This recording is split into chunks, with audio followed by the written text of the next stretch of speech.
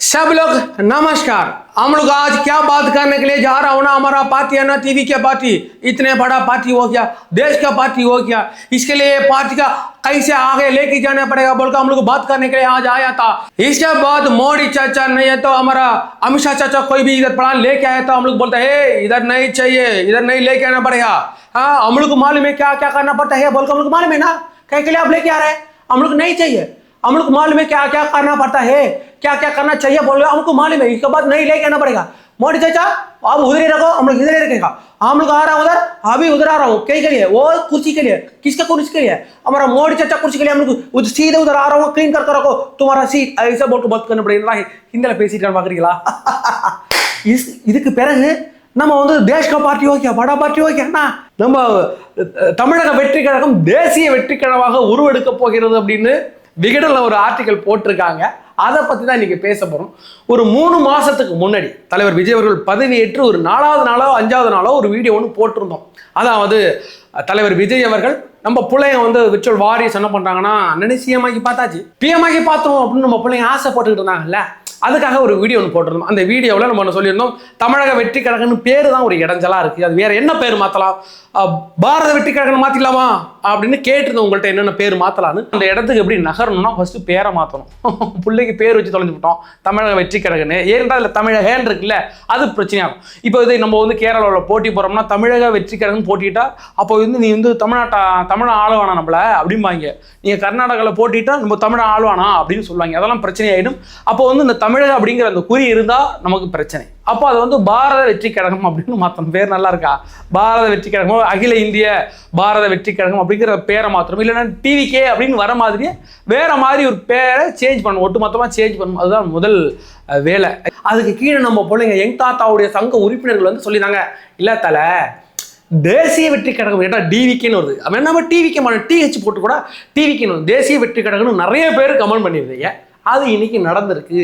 தேசிய வெற்றி கழகம் பேர் மாற்றத்தோடைய இந்தியா முழுக்க பயணிப்பதற்காக தலைவர் விஜய் அவர்கள் திட்டமிட்டிருக்கிறார் அப்படின்ற ஒரு விஷயம் வந்திருக்கு. அதை பற்றி விரிவாக பார்க்கலாம். அதற்கு பிறகு தற்போது வந்து நேபாளத்தில் உலகே நடுங்கிற அளவுக்கு ஒரு சம்பவம் நடந்திருக்கு. அதில் பல ஆயிரம் பேர்கள் காணாமல் போயிருக்கிறாங்க. மிகப்பெரிய ஒரு வெள்ளப்பெருக்கு வந்திருக்கு. அதை பற்றின ஒரு முழு வீடியோவாக இதை பார்க்கலாம். வாங்க வீடியோக்குள்ள போகலாம். நான் உங்கள் எங் தாத்தா.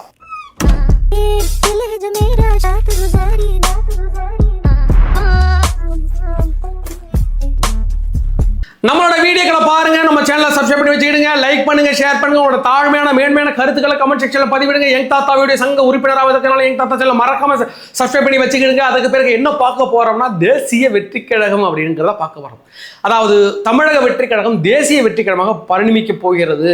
அப்படி இதுக்கு யார் முதல்ல தூபமிட்டது அப்படிங்கிறத பார்க்க போறோம். அதை வச்சுன்னா ஒரு 2-3 days பேக், 2-3 நாளைக்கு முன்னாடி சட்டமன்றத்தில் தமிழகத்திலிருந்து ஒரு பிரதமர் வேட்பாளர் ஒருவர் வரணும் அப்படின்னு சொல்லியிருந்தார். அதுக்கு பிறகு ஒவ்வொரு ஆட்களாக அதாவது தமிழக அமைச்சர்களாக இருக்கக்கூடிய நம்முடைய செங்கோட்டையனாக இருக்கட்டும், அதற்கு பிறகு நம்முடைய ஜெகதீஸ்வரியாக இருக்கட்டும், அது பிறகு ஸ்ரீநாத் அவர்கள் அமைச்சராக இருக்கட்டும், விக்னேஷ் அவர்கள், இவர்கள்லாம் அடுத்தடுத்து என்ன சொல்லிட்டு இருக்காங்கன்னா, எங்க அண்ணா நாங்கள் பிஎம் ஆக்க போறோம், பிஎம் கேண்டிடேட்டுங்க, இவர் ஒரு பிஎம் மெட்டீரியலுங்க, அவர்னா தமிழ்நாட்டு ஆளுந்துச்சு, ஒட்டுமொத்த இந்தியா ஆளுந்துக்கிறாப்ப எங்க அண்ணன் அப்படிங்கிற மாதிரி பேசிக்கிட்டு தான். இல்லை, இதை வந்து ஒரு வைத்தறிச்சலை கிளப்பி இருக்கு, ஒரு புகச்சலை கிளப்பி இருக்கு, ஒரு எரிச்சலை கிளப்பி இருக்குன்னா அது காங்கிரஸ்காரனுக்கு எரிச்சலை கிளப்பிட்டு.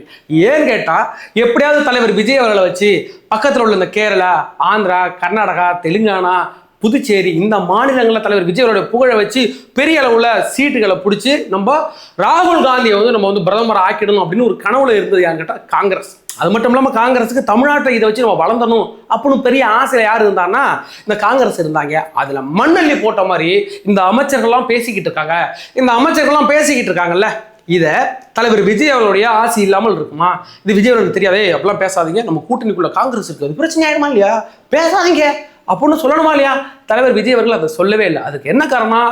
தலைவர் விஜயோடைய அது ஒரு ஆணையின்படி தான் இவங்கெல்லாம் அதை பேசிக்கிட்டு இருக்காங்க. ஏன்னு கேட்டா இந்த விஷயம் நம்ம மத்தியிலும் பாதிக்கும்ல. பிஜேபி பார்ப்பான்ல, என்ன இப்போதான் கட்சி பிடிச்சி 2 வருஷத்தை கட்சி ஆரம்பிச்சு பிடிச்சிக்கிறாப்பால, அதுக்குள்ள சென்டர் வரைக்கும் வராங்களா, இது ரொம்ப பிரச்சனையாக இருக்கு, நம்ம யோசிக்க மாட்டாங்களா? அப்போ அதுக்கும் தலைவர் விஜய் அவர்கள் தயாராக இருக்கிறார், நம்ம இந்த தமிழக வெற்றி கழகத்தை அப்படி பரவலாக்கணும் அப்படின்னு முடிவுட்டார். அப்போ அதுக்கு என்ன பண்ணணும்?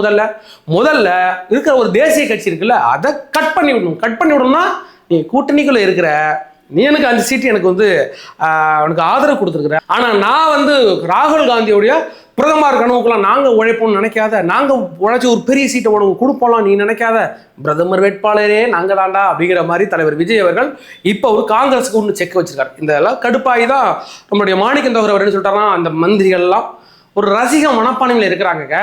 அன்னைக்கு நாங்கள் மட்டும் ஆதரவு கொடுக்கலன்னா நீங்கள் வந்து இன்னைக்கு எடப்பாடியே முதலமைச்சராக்கிட்டு போயிருப்பாங்க அமித்ஷா, அதெல்லாம் நான் மறந்துட்டு இன்னைக்கு பேசிட்டு இருக்காங்களா ரசிக மனப்பான்மையோட பேச ஆரம்பிச்சார். அதுக்காக நம்ம பசங்க போட்டு போடணும்னு காங்கிரஸை ஏண்டா சேர்த்து வச்சிருக்கிறீங்க, அவங்க மிகப்பெரிய துரோகிடாவீங்க, துரோகத்தின் வரலாறு முழுக்க அவங்களுடைய படிமானங்கள் தான்டா இருக்கும் அப்படின்னு அளவுக்கு நம்ம பேசிட்டு இருக்காங்களேன்.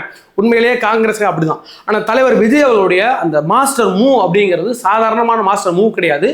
ஒட்டுமொத்தமாக இந்த கூட்டணி கட்சிகள் தலைவரை எப்படி நெருக்கிக்கிட்டு இருக்கு அப்படிங்கிறது கொஞ்சம் நாளாவே தெரியும். இந்த சிபிஐ சிபிஎம் 2 பேருக்கு இருக்கிறாங்கல்ல, அவங்க இதை 1ஆம் நம்பர் அயோக்கிய போயிடும் அப்படிங்கிறத நம்ம பேசிக்கிட்டே இருக்கும். ஒரு நாளைக்கு ஒரு அறிக்கை, இது சரியில்லை அது சரியில்லை, நீங்கள் ஏன் அப்படி பண்ணீங்க, நீங்கள் எதுக்கு எங்களெல்லாம் கணக்கு எடுத்துருக்கிறீங்க, மாணவர் போராட்டத்தை தடை செய்கிறீங்க, அது இதுன்னு டெய்லி ஒரு குடைச்சல் கொடுத்துக்கிட்டே இருக்கிறாங்களா? கடுப்பாகுமா இல்லையா? இவங்க வந்து வெளியிலேருந்து ஆதரவு கொடுக்குறோம், நம்மனா உள்ளேயா இருக்கிறோம் கூட்டணியாக இருக்கிறோம், நம்ம குடைச்சல் கொடுக்கலாம் அப்படின்ட்டு இந்த சிபிஐ பண்ணிக்கிட்டு இருக்காங்க. இது ஒரு பக்கம் இருக்கட்டு, அண்ணன்ட யார் நம்ம திருமாவளவன் ஐயா அப்படி தான் பேசிக்கிட்டே இருந்தாப்புல. கொஞ்ச நாளாகவே அது நமக்கு ஒரு எதிர்கருத்து சொல்லிக்கிட்டே இருந்தாப்புல. கொஞ்ச நாளைக்கு பெரிய முன்னாடி வந்து ஒரு தமிழ் தேசிய மாநாடு அப்படின்னு அவருடைய பிறந்த நாளில் ஒன்று நடத்துறார். அந்த மாநாட்டில் இத்தனை பேர் கூட்டியிருக்கிற மாநாட்டில் நாங்கள் தமிழக வெற்றி கழகத்தோட நாங்கள் கூட்டணியில் இருப்போம் பயணிப்போம்னு சொல்லிவிட்டாப்பால.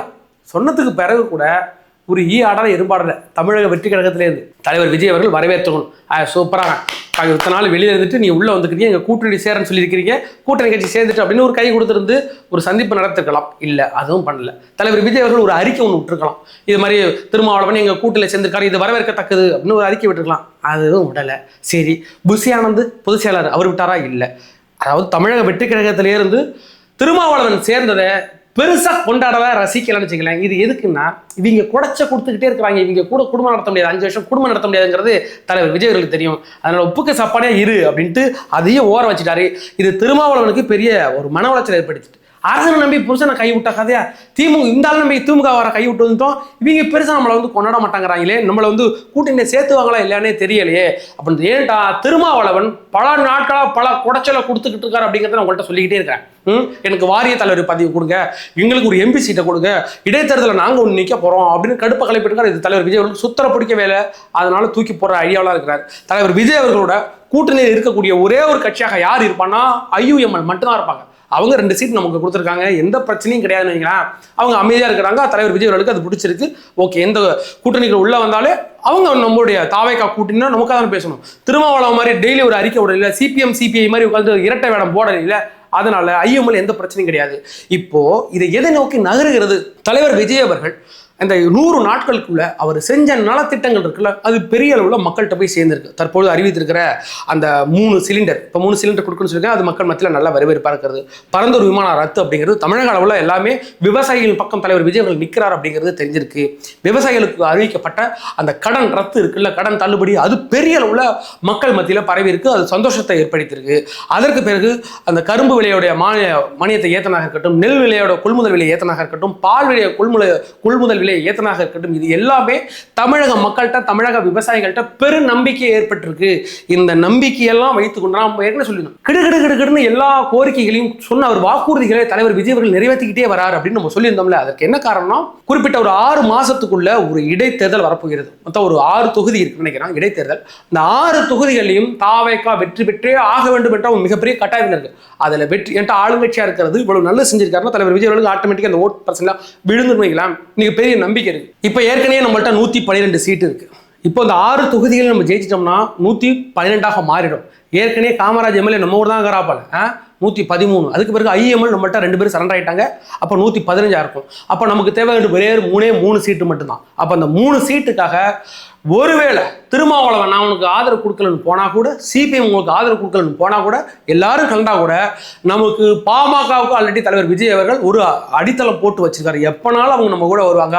அவங்க என்ன சொல்றாங்க, எங்களுடைய சௌமியாவுக்கு மட்டும் ஒரே ஒரு அமைச்சர் பதவி கொடுங்க மட்டும் தான் சொல்லிட்டு இருக்காங்க. அவங்க வர காத்திருக்கிறாங்க. இவ்வளவு பெரிய குடைச்சலா கொடுத்துக்கிட்டு இருந்தா இந்த சிபிஎம் திருமாவளவன் மாதிரி ஆட்கள்லாம் இரட்டை வேடம் போட்டுக்கிட்டு இருந்தா இந்த திருமாவளவனையும் சிபிஎம் எல்லாரும் தூக்கி வீசி விட்டு அழகா பாமக உள்ள வச்சுட்டு நீங்க எல்லாம் போங்கடா அயோக்கிய பெல்லன்னு சொல்லிட்டு போயிட்டே இருப்பாரு. தலைவர் விஜய் அவர்கள் மிகப்பெரிய அரசியல்வாதி அப்படின்னு நான் உங்கள்கிட்ட சொல்லிட்டே இருக்கிறேன். நீங்க நினைக்கிற மாதிரி இந்த மு.க. ஸ்டாலின் மாதிரியோ இல்லைன்னா எடப்பாடி மாதிரி எல்லாம் தத்தியெல்லாம் இல்லை. அவர் மனுஷன் சூப்பரா பிளான் பண்ணிட்டார். இந்த தமிழக அரசியல் களத்துல தான் நிக்கணும்னா என்ன பண்ணணும், இந்த ஆட்சியை 5 வருஷம் நான் நிலை நிறுத்தணும்னா என்ன பண்ணுங்கிறத பியூர் மூவ் பண்ணிக்கிட்டு இருக்கிறாரு. அந்த மூவின் படி தான் இன்னைக்கு வந்து இடைத்தேர்தல் நோக்கி இவ்வளவு ஒரு வீர பயணம் ஒன்று ஏற்பட்டு இருக்கிறார். யாருனாலும் தூக்கி விட்டு யாருனாலும் உள்ள கொண்டு இந்த ஆட்சியை கடைசி வரைக்கும் நிலைநிறுத்துவதற்காக தலைவர் சும்மா நான் ஆட்சியை கலைச்சினேன், ஆட்சியை கவிழ்ந்திருக்கேன். தலைவர் விஜய் ஆட்சியை கவிழ்த்துட்டு புதுசாக எலெக்ஷன் நிற்க போறார். அந்த கதையெல்லாம் இல்லை. 5 வருஷம் ஆட்சி ஓடும். அதற்கு பிறகு என்ன பார்க்க போறோம்னா இந்த மூவெல்லாம் சேர்ந்து தேசிய வெற்றிக்கிடமாக நகர்ந்து கொண்டிருக்கிறது அப்படிங்கிறதான் மிகப்பெரிய ஒரு சர்ப்ரைஸ் எல்லாருக்கும் காத்திருக்கிறது. நம்ம ஏற்கனவே சொல்லி இந்த மாதிரி கொஞ்ச நாள் முடியுது அதை நோக்கி தான் நகர்கிறது. பல நாட்களாக இந்த ரீல்ஸ் மேட்ரு நமக்கு ஒரு இஷ்யூவாக தான் இருந்துகிட்டு இருக்கீங்களா. ரீல்ஸ் வச்சு ஆட்சியை பிடிச்சிட்டீங்க, ரீல்ஸ் வச்சு ஆட்சியை பிடிச்சிட்டிங்கன்னா பட் இந்த ரீல்ஸ் வச்சு தான் இன்னைக்கு வட நாடுகளில் பல இடங்களில் நமக்கு வந்து பெரிய ஆதரவு கூடியிருக்கு. யாரை பார்த்தாலும் விஜய் தளபதி அவங்களுக்கு செய்ய हमारा कंट्री का விஜய் தளபதி செய்ய மோடி ஆச்சா நெய் அப்படின்லாம் பேசிட்டு இருக்காங்க. இல்லை அதுக்கு என்ன சில தவறான பொய் பரப்புற ரீல்ஸ் அங்கே பரவிக்கிட்டு இருக்கு. நானே பார்த்தேன். அதாவது இந்த கோவை சிறுமி அந்த வன்புணர்வு வழக்கில் சில காவல் அதிகாரிகள் சிரிச்சுக்கிட்டு இருப்பாங்க. அந்த காவல் அதிகாரிகளை டிஸ்மிஸ் பண்ணிட்டார் விஜய் அப்படின்னு அங்கே பரவிட்டு இருக்கு. ஒருத்தன் பேசிட்டு இருக்கான், விஜய் தளபதி ஐசா கருதியா மாலுமே அவருக்கு தீராதிக்கு சஸ்பெண்ட் கருதான்றான். அப்பெல்லாம் ஒன்றும் பண்ணவே இல்லை.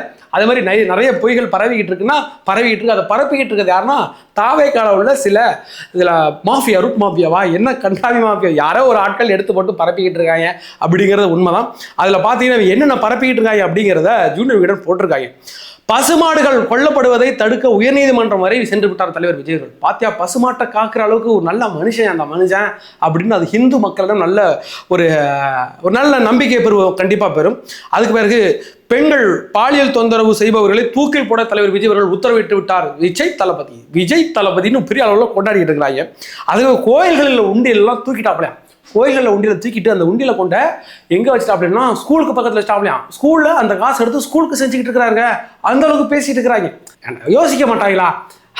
கோயில் உள்ள உண்டியில் தூக்குறது பதிலாக அது அங்கேயே இருக்கட்டும், ஸ்கூலில் ஒரு உண்டியில் வச்சு போயிடலாமே, அந்த அவங்க யோசிக்க மாட்டாங்க. அது மாதிரியான ரீல்ஸும் பரவிட்டு இருக்குது. அதுக்கு பிறகு சிங்க பெண்கள் படை திட்டத்தின் மூலம் ட்ரோன்கள் வைத்து எல்லா பெண்களையும் வந்து தமிழ்நாட்டில் கவர் பண்ணிட்டே இருப்பாங்க. அங்கே போனால் எந்த பெண் பிரச்சனையுமே கிடையாதான். ட்ரோன் மேலே பறந்துகிட்டே இருக்குமா, சிங்க பெண்கள் படை வந்து பார்த்துட்டே இருப்பாங்க எல்லா பெண்களையும் அப்படிங்கிற மாதிரி டிசைனாக பரப்பிக்கிட்டு இருக்காங்க நம்மளுடைய ஆட்கள். இதன் மூலமாக உண்மையே பொய்யும் இத்தனை ஆட்கள் இந்த ஆட்சி செஞ்சுட்டு இருக்காங்க. மோடி ஈடி இவங்கெல்லாம் பொய் சொல்லாமலாம் ஆட்சி பண்ணுறாங்க.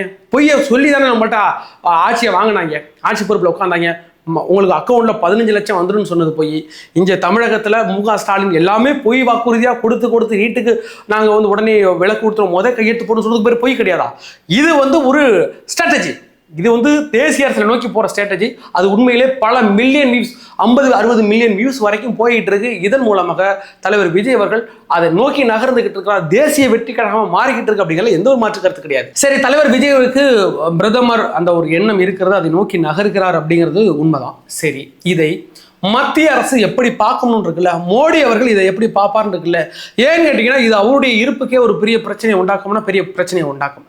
ஆனால் தலைவர் விஜய் அவருடைய வருகையை ஏதோ ஒரு அண்டர்ஸ்டாண்ட் அவங்களுக்குள்ள இருக்கு அப்படிங்கிறத தெரியுது. ஏன்னு கேட்டால் அவங்களுக்கு காங்கிரஸை ஒழிச்சு ஆகணும். ஏன்னா நம்மளை ஒருவேளை வீழ்த்தினா காங்கிரஸ் வந்து வீழ்த்திட்டு அந்த எண்ணம் இருக்கு.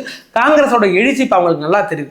இந்த இடத்துல காங்கிரஸை டம்மி பண்ணிட்டு தமிழக வெற்றி கழகத்து மேலே வந்தால் வரட்டும், அது காங்கிரஸுக்கு மிகப்பெரிய அடியாக இருக்கட்டும்.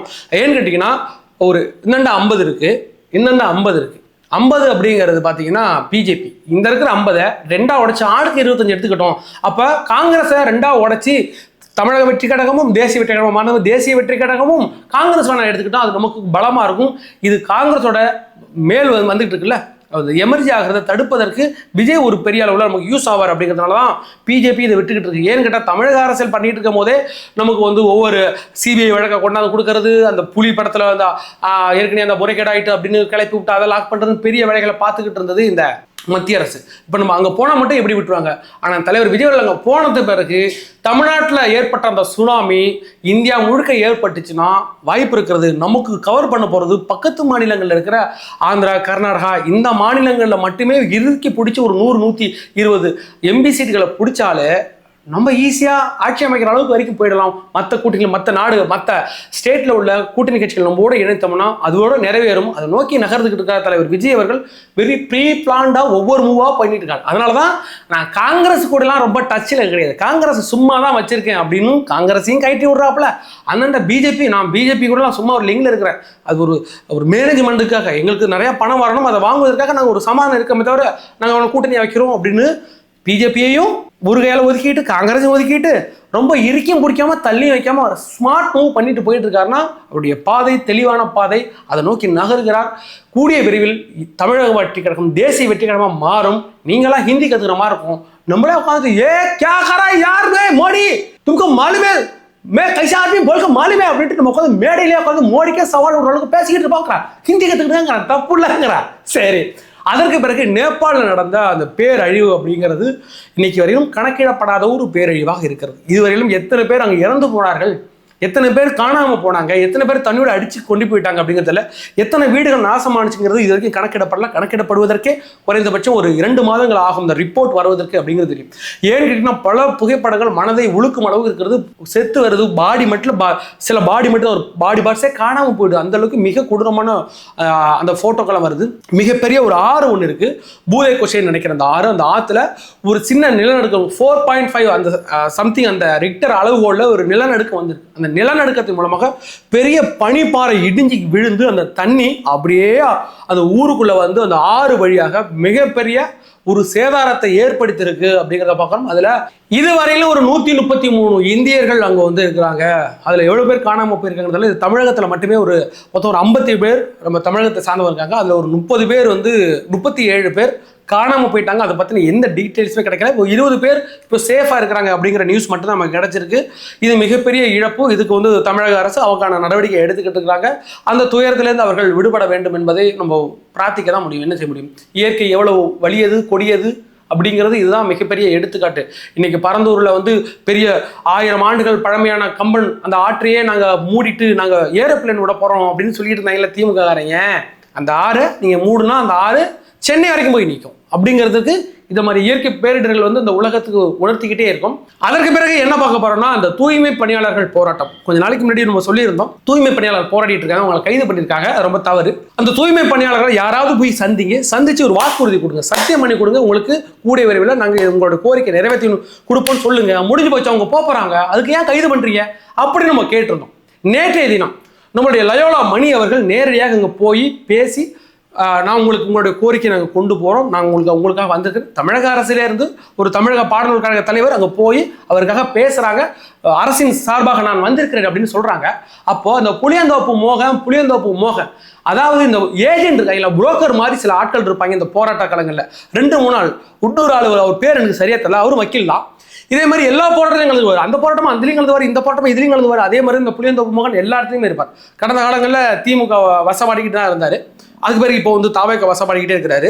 அது இல்லாமல் அவர் அந்த போராட்டத்தை தூண்டுவிடும் விதம் இருக்குல்ல, அதுதான் சந்தேகத்தை ஏற்படுத்துது. நீங்கள் எல்லா போராட்டத்தையும் நான் ஒரு சமூக நலன் கொண்ட ஒரு ஆள் வைக்கிறேன், ஒரு போராட்டம் நடக்குது, அந்த மக்கள் பாவம், அங்கே போய் அவங்களுக்கு சப்போர்ட் பண்ணலாம், இங்கே போய் இவங்களுக்கு சப்போர்ட் பண்ணலாம், தவறு கிடையாது. தூண்டி விடுற விஷயம் அப்படிங்கிறது இந்த அரசுக்கு எதிராக கிளர்ச்சி ஏற்படுத்துவ முயல்வு மாதிரி. அப்போ எல்லா போராட்டத்துக்கும் பின்னாடி ஒரு ஆட்கள் இருந்துகிட்டே இருக்கிறாங்க, அது ஏஜென்ட். திமுக அவங்கள ஹையர் பண்ணியிருப்பாங்க, இந்த போராட்டத்தை நீங்கள் கலந்துக்கிட்டு இந்த விஷயம்லாம் பண்ணுங்க அப்படின்ட்டு.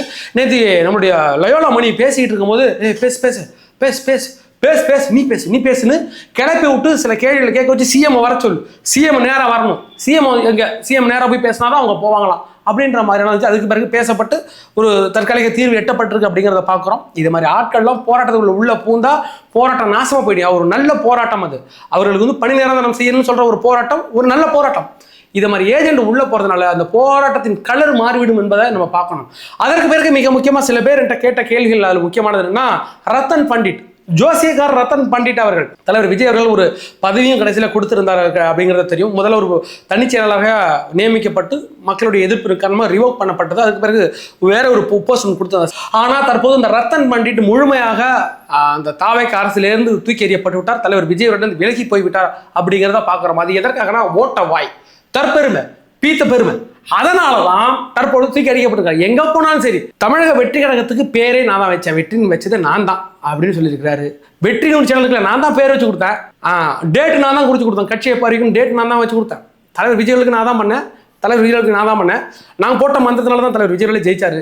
இதே மாதிரி முட்டாத்தனமா ஏக்கித்தனமா பேசிக்கிட்டு இருந்த ஆளு தற்பெருமவாதி யாருன்னு பார்த்தீங்கன்னா நம்ம ரத்தன் பண்டிட்.